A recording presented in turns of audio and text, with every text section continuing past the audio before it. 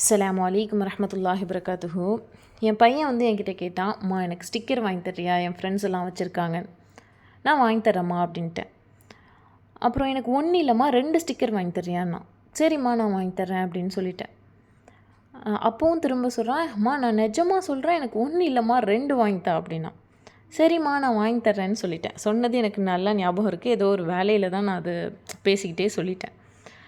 அப்புறம் நான் 2 நாள் கழித்து அதை போய் நான் வாங்கிட்டு வந்து அவனுக்கு கொடுத்தேன். அவன் ரொம்ப சந்தோஷம். அவனுக்கு ரொம்ப ஹாப்பியாக இருந்துச்சு. நம்முடைய குழந்தைங்களுடைய விஷயத்தில் நம்ம வாக்கு கொடுத்துட்டோம் அப்படின்னா அதை நம்ம நிறைவேற்றணும். அதுதான் ரசூலுல்லாஹ்வுமே நமக்கு சொல்லி கொடுக்குறாங்க. உங்களுடைய குழந்தைகளுடைய விஷயத்தில் நீங்கள் வாக்கு கொடுத்துட்டீங்கன்னா அந்த வாக்கை நீங்கள் நிறைவேற்றிடுங்க அப்படின்னு. அதை நிறைவேற்றினது மட்டும் இல்லாமல் நம்ம அந்த குழந்தைங்களுக்கு டீச் பண்ணவும் கடமைப்பட்டிருக்கோம். அதை நம்ம கற்றுக் கொடுக்கணும். மார்க்கோன்றது குரானை படிக்கிறதும் ஹதீஸ் கேட்குறதும் அல்ல, தன்னுடைய வாழ்க்கையில் செயல்படுத்துறது. அம்மா உனக்கு வாக்கு கொடுத்தேன் இல்லையா, நான் நிறைவேற்றிட்டேன்.